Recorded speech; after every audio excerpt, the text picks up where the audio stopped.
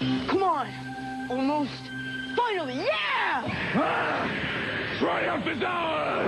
Kuros! But the battle of wizards and warriors continues with Ironsword. The evil wizard Malkill will take the shape of the earth, wind, water, and fire. Farewell! The fate of the world is in your hands! Back, Fire Beast! Live the saga of Ironsword on your Nintendo Entertainment System from Acclaim. Kuros? Yeah, do you remember when commercials like these made video games seem good? Well, we're playing Ironsword now. So welcome to my personal slice of hell that we all call Ironsword. Now I'm going to skip past this obvious tab in here and walk straight to the shop and demand free stuff, because I'm Kuros the hero and I deserve it, goddammit. Alright, so that didn't work out so well. No big deal, that store had crap inventory anyway. So being that this is the sequel to the original Wizards and Warriors, you'd think that Rare had enough time to make things a lot better in this game. Unfortunately, they made things much, much worse. One of the things that ramps up the difficulty in this game is the fact that you have absolutely no invincibility frames to speak of. The flashing that happens after you get hit is not invincibility frames, it's simply to let you know you got hit and you're losing life. This sword is probably the most important to pick up at the first level outside of the gold item, because you'll see the enemies can take off large chunks of your life in one hit. When you have absolutely no range, well, it's just like hanging a huge neon sign over your head saying, "Kill me right now, please." So besides having completely useless weapons and absolutely no life to speak of, Ironsword shows us that it was bullet hell before bullet hell became its own little genre. In fact, any enemy that's not spitting a massive amount of bullets at you, it's probably because the developers ran out of time to throw that subroutine in there for them. In the first half of each stage, you have to find a golden object to give to the Animal King so that you can proceed to the second half of the stage. The instruction booklet tells you to grab the familiar spell to get this one, but you don't really need it.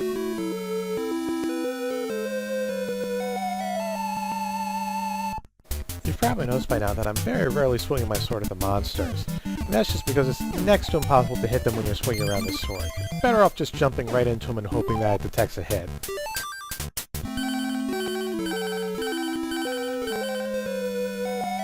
Now, even though we've got a lot more money now, I'm not going back to the store. And it's simply because the store doesn't really carry all that much that's useful in this level.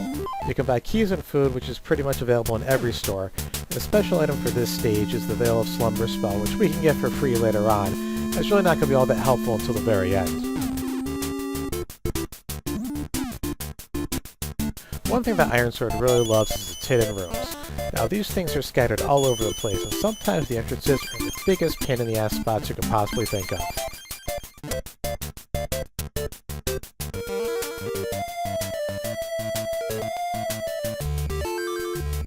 So we find our first real spell, the Familiar Spell. This is a great little spell. It creates a smiley face that flies around everywhere following you about, and any enemy that it touches it turns into a coin, so it's great if you're trying to farm a little bit of extra cash.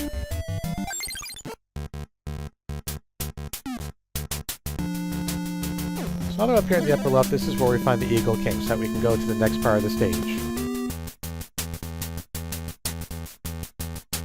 Even though this game is abysmally difficult, it's certainly nice to see that they did put a lot of effort into making the animations better.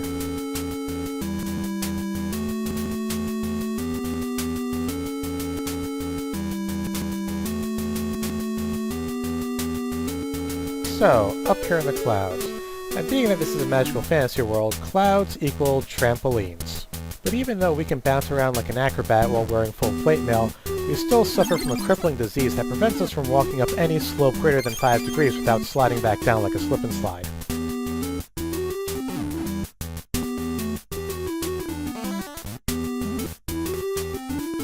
Scattered about the level are these little caches of magic bubbles. They'll be very important later on to fight the boss of each level. But much like your health, it's very easy to go through your magic really quickly if you don't know what you're doing. Now, speaking of food, you'll notice that every food item we pick up doesn't actually restore a bit of our health. It takes 2 items of food or 2 items of ale to actually restore a portion of our health. Why? Well, I guess they figured that I just wanted to make the game a little bit tougher, as if that was really necessary. It's the same way with the stores. You have to purchase 2 food items in order to get a bit of your health restored. That's why you'll never see me waste my money like that.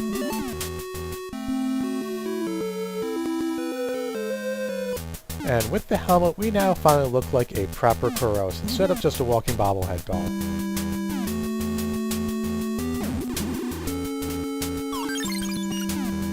Tornadoes are probably the one enemy in the game that are just a mere annoyance instead of any sort of a real threat. Unless you try taking on the air elemental without the proper preparation, they don't do anything to hurt you, really. But with all the other enemies, it's simply a contest to see who can one-shot kill you first. Get used to seeing this screen and hearing this tune. You're going to be hearing it a lot if you're ever playing Ironsword. Jumping over these hurdles is a complete pain. You'll have only a small space with which to build up the proper momentum to get over the hurdle. Otherwise, you're just going to slide right back to where you came from. And having these little green demons fly about and shoot at you doesn't make anything better, especially when they have the potential to knock off most of your life with one hit.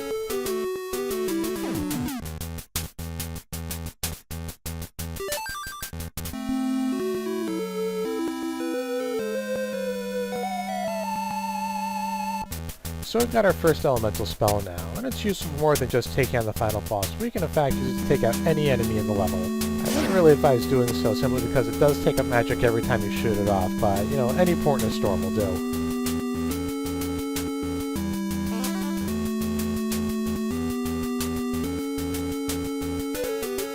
I really hate that bird. Alright, onward and upward, and not just to pick up that extra life that we saw up there.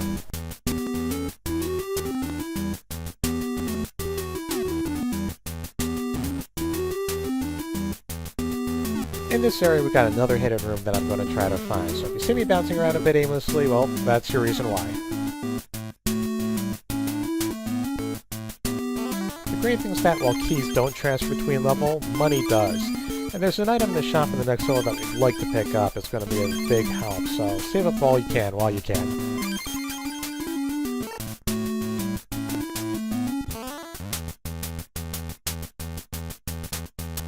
And one more over here for good measure.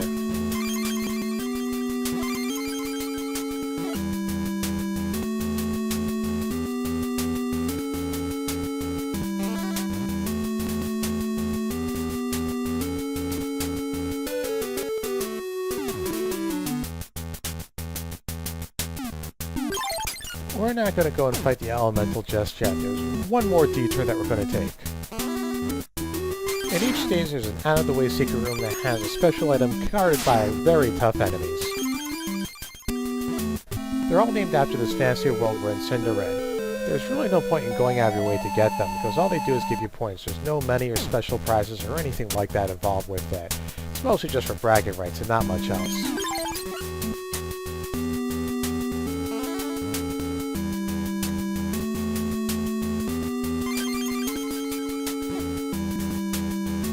So now that we've done everything there is to do in this half of the stage, let's go and kick some elemental ass. While you can go and find the elemental without getting the appropriate magic, there's really no point in doing so. First, because it's impossible to damage them without the magic. And secondly, because every single one of their attacks that connects will launch you like a rocket into outer space, so unless you want to die really quickly, stay away till you got the magic. The elemental is relatively easy to fight. All you have to do is stand back outside the range of his cloud bolts and just jump at him in the face with the wind bait style. Again, the tornadoes are more an annoyance than anything else, so you don't have to worry so much about them. If you start running low on magic, most of the stuff you can blow up here will provide a magic bubble or two for you. And with the defeat of the air elemental, we're rewarded with a piece of the Ironsword. I'll see you next time for Stage 2, the Realm of Water.